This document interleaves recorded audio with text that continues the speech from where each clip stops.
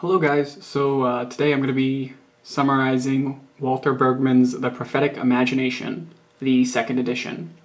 Unfortunately, I didn't have the paper copy of this book, so I did an e-copy, so my notes won't include page numbers. Okay, so there's two different prefaces to this book, since I had the second edition. So the more modern preface is what's going to come up first, and then he put it into like these different sections there. So, he said that scripture study in 1978 came from mostly the historical criticism lens, which involves socio-scientific and institution that is not critical of itself. If he do it again, he would become more involved in liberation hermeneutics. The equation of world consciousness and false consciousness would be something he would touch on, and he said he may have been too severe on the world consciousness just because of the social criticism, mostly idolatry and economic policy, as well as Torah disobedience that's highlighted in the Bible. Prophetic / imagination is inescapable, and how it's going to occur in any society you're in, although it may come off as absurd, says Flannery O'Connor. Some environments will be more open to prophetics or prophetic preaching. However, in America, it's harder, and the author later on in the book opens up about American society kind of influencing the church, seeping into the church. Policy and resistance are two different images. So you have like the American mainstream, and then you have this alternative consciousness, the Eucharist, the church. And then in section 6, the author thanks people. So in the first preface, so the one in the first edition, he talks about how prophetics might be like the solution to what the church is lacking, and he talks about inviting women into ministry. All right, chapter 1, the alternative community of Moses, chapter 1. All right, so he talks about the American church is enculturated by the American ethos, and about the need for a prophet to be a quote-unquote child of tradition, meaning that the prophet must come from the society that they're critiquing. So you come as a reformer from the inside rather than an attacker from the outside. And he throws out this hypothesis, and I put it in quotes, so you can find this in the book. I believe it's page 17, but since it's an ebook, again, no page number, so I took a shot in the dark there. The task of prophetic ministry is to nurture, nourish, and evoke a consciousness and perception alternative to the consciousness and perception of the dominant culture around us. So there you go. Prophetic ministry, to hold together criticism, and is energizing. To choose between energizing and criticism is the temptation, but there needs to be a continuity between the liberal criticism of the existing society, yet energizing on the more conservative side. So, breaking with triumphalism and oppression. So, Moses proves that the Egyptian gods are fake. He dismantles the oppression and exploitation of Egypt and trades that in for justice, command, and freedom. And people separate God from politics, which is not great. And the only two ways that you can handle this is to have a combination of caring about the politics of the church as well as God. And if you only care about politics, you turn into a social radical. The quote is, "to cut a flower without nourishment," which is, I think, pretty powerful quote there. And to only care about God is to become uncritical, and so God is kind of a God of well-being, and we're not taking God serious enough when we do that. So, Moses was more than just a leader of a group of slaves escaping, but he was dismantling the empire, social practices, and mythic predations. And then the author makes a comparison between Moses and Martin Luther King. So the dominant power embraced was by the third plague, where Moses turned the dust into gnats, where he kind of critiqued the Egyptian system because all of a sudden the Egyptian priests couldn't couldn't perform that miracle. If Egypt can make everything okay, then there's no need to grieve. But since Egypt couldn't, there was room to critique. And the last plague of the killing children, the Holy Spirit passing over. So that plague makes the empire of Egypt, to be weak. I'm going to switch my hand around. All right, so now how will Moses energize a new future? So energy came from the embrace of the darkness. It's the power of God, the ability of God to act powerfully. And the example was given of hardening Pharaoh's heart. 2, the doctrine of election. That God chooses God's people. So he's involved in everyday life. He's not a God that will set things up and walk away. Or like the Greek gods where they have their own mega drama going on, And the doxology is created and needed. All right, chapter 1 was a pretty long chapter, so it gets 2 pages. So then the question is posed, then how does Moses affirm these traditions, right? So 1, Moses gives an alternative lifestyle, and to live in this particular historical community, breaking from Egypt, and you can think about all the laws that are involved in the Torah that sets Israel apart from the other nations. 2, there's a communal element to it, this criticizing and energizing. The whole Israelite empire at this point, they just broke from the Egyptian empire, so they all have this group criticizing of Egypt and energizing their own alternative reality. And then 3, the community is formed around the memories and exists only because of God. And God can't be contained like the Egyptian gods could be controlled. So those are the 3 ways Moses affirms his tradition. All right, chapter 2, royal consciousness and countering the counterculture. So Moses wanted a counter community with a counterculture from that of Egypt. Social actions and political actions should not be inherently linked, nor the focus of prophetic ministry. Bring it back to modern day. But Moses, he wanted a new reality. He just didn't want to adapt the old one, but create something wholly new. So how do you do that? 1, he had God's freedom. God was not ruled or owned by a king. And 2, human justice and compassion. So Solomon changed things up though. So he kind of switched in political marriage along with children to kind of create a dynasty, right? He de-emphasized the tribehoods that were set up to shift the economic and political focus from local to national.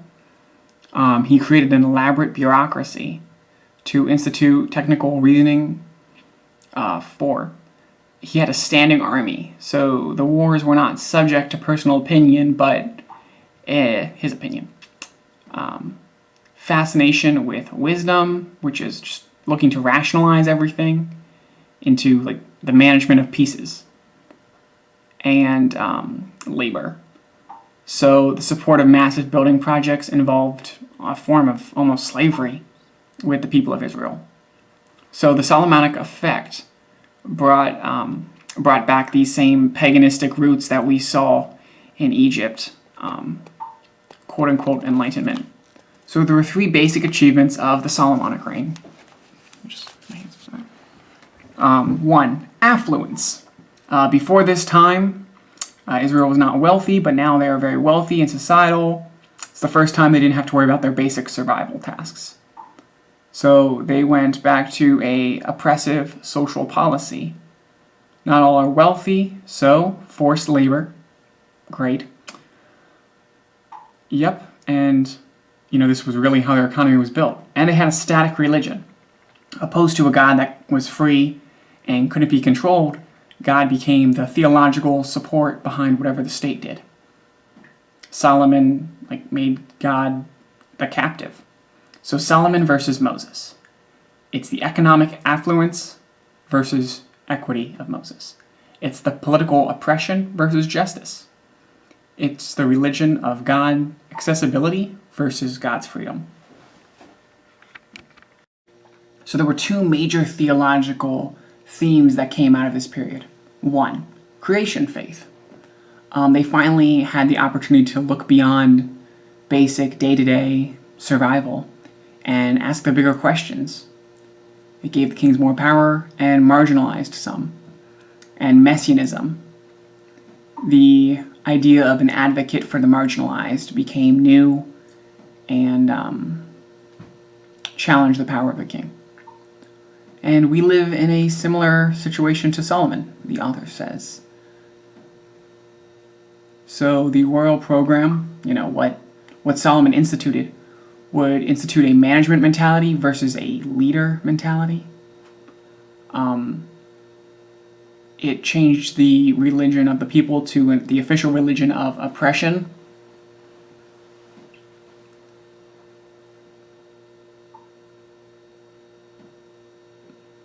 And it created the idea that people live outside of history, that they're kind of self-made. All right, so chapter 3, poetic criticizing and embrace of pathos. So the chapter opens up by stating that we are children of royal consciousness, meaning that we are children of the environment that we've grown up in. If you're born in America, chances are you have the, American consciousness. Or in another country, you have that kind of consciousness. You're a child of your environment, is what it's saying. And poetic imagination is what's needed to form an alternative consciousness, much like Moses did when he broke from Egypt. So kings use words like forever and deny the idea of a future without them, but point to a continual presence. And they lessen symbols that would, point to that. So the prophetic breaks through the numbness in it's all going to be okay mentality, so that God of endings is confessed as Lord, right? So there's 3 parts that do this. 1, offer adequate to life symbols and reactivate old symbols, redemptive honesty, right? So that's like pulling back to roots. 2, bring poetic expression, fears of society, honest articulation of how it is perceived when seen from the perspective and of the passion of God. So that an example is given of Jeremiah, which is brought up later on in the chapter 2, but Jeremiah does that really well. And then speak metaphorically but concretely about death, neither with rage nor with cheap grace. So then Jeremiah. So he embodied the alternative consciousness of Moses against the kings of his time. And why did he grieve? Because he cared about the people. No one would listen to him. Kings did not like the past, present, future timeline that he was saying, but only a continual now. He did not answer how they expected or wanted to hear, but with questions. And he uses poetry to grieve, which kind of comes up to the 3rd point about speaking metaphorically but concretely. In battle for language, he uses a different epistology, not pushing for specific action, but an act of God. So that's that idea of politics and God coming together.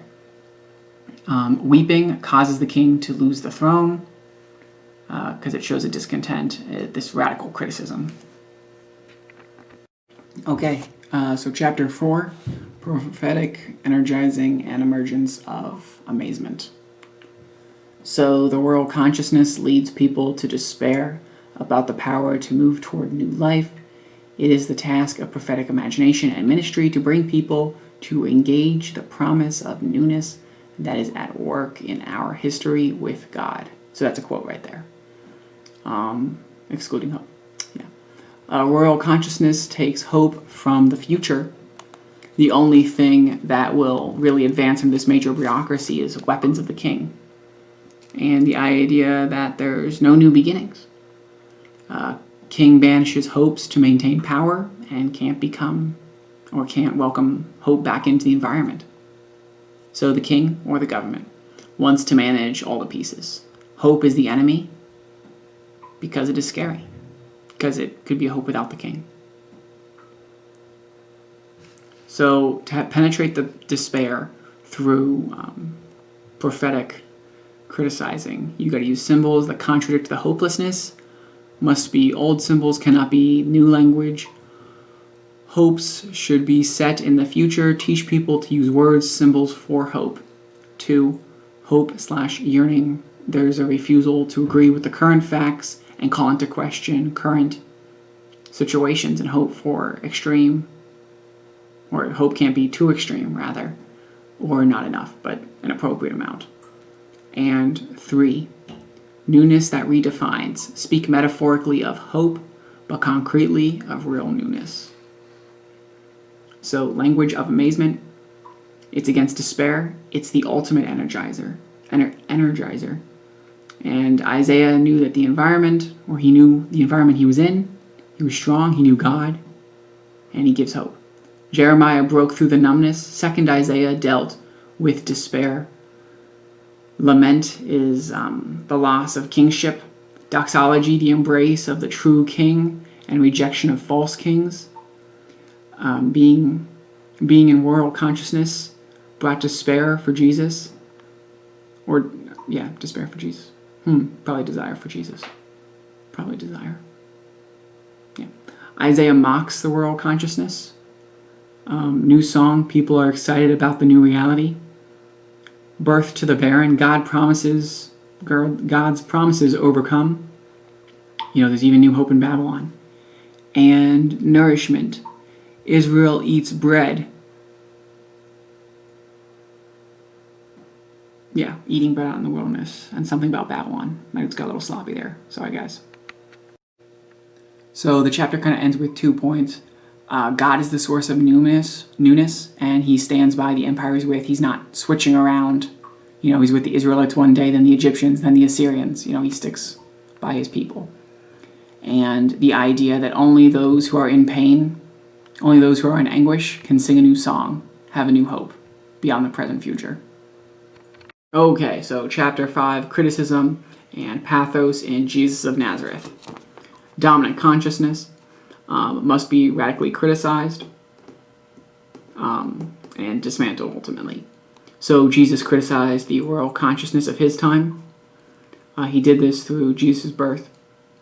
In Matthew, he shows, through Jesus' birth, it shows that the king fails to face his own ending. So there's a level of grieving there because the former king is ultimately on his way out when he hears about Jesus and tries to kill him but fails. And 2, in Luke, the emerging newness and welcoming of the marginalized. And then there's an announcement of the kingdom. So there's forgiveness. Jesus showed radical forgiveness. Sabbath became a way of enslavement, but Jesus really bucked against this. Table fellowship, Jesus ate with outcasts, and that broke the lines of what is worthy and unworthy. Healing and exorcism, God healed sinners and the disenfranchised. Women, Jesus healed and included women in ministry. Taxes and debt. Jesus said to pay taxes, but was not a fan. And the temple. He spoke of destruction, which struck against Israel being elected. Okay, so compassion. Empires do not have this, but Jesus having this caused others to agree. The numbness was replaced by compassion. The famous verse in the Bible, Jesus wept, shows the anguish that he felt for the people. It was a frontal attack on the dominant culture, but also an embrace of people's death. So through Jesus' crucifixion, the passion of Jesus' dismantle was self-serving form of power by the royal consciousness, so he bucked against that self-serving form of power through the crucifixion. So both Jesus and Moses discredit the empire and look to the uncredentialed God, the God that's not owned. Saying so on the cross calls, could be called insanity of the dominant culture. It's an announcement of an embracement, and it delegitimizes the world for a paradise. the Christological hymn, fullness of self-emptying, the politics of justice and compassion. The cross was God's freedom, and it reminds us that criticism must come from the inside. Okay, in chapter 6, energizing and amazement in Jesus of Nazareth. Prophetic energizing is hope, but not optimism. It brings about newness of God in Jesus' birth. It started by not a decree, but birth. From rejects and disinherited people, God keeps promises even though it wasn't expected to be kept. In Jesus' ministry, Luke to the disinherited, Mark to those who have faith. No faith equals no energy. It calls into question lines of society, the clean and unclean, and it looks to the future. In Jesus' teachings, no more insiders or outsiders involved.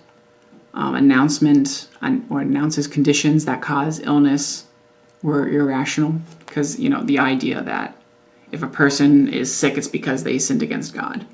That was called irrational. The promise of future well-being, of salvation. The disengagement of the pattern of life that was so downcast. So the Beatitudes, that was an idea, it mixed the criticizing against, it's the disinherited, and then the energy, because it's the promised future, the thing that's exciting, the transformation.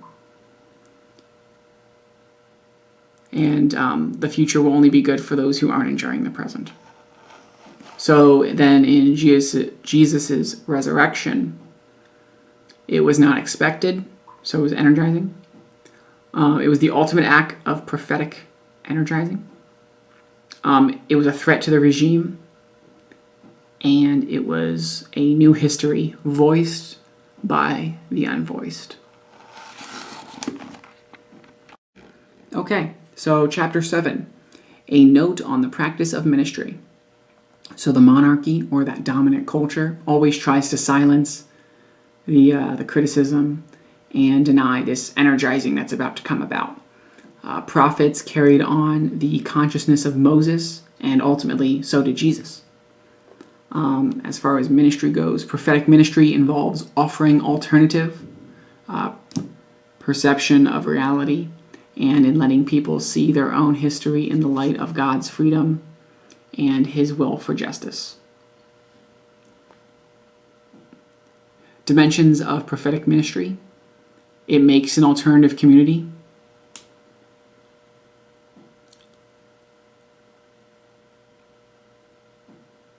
It's involved in all acts of ministry. Had to read my writing there. It penetrates the numbness and the grief that is involved in the dominant culture. And then radical faith as a gift. Believe that the alternative consciousness is better than the world consciousness. That's the faith you've got to have. Okay, so there was a postscript on the book about practice.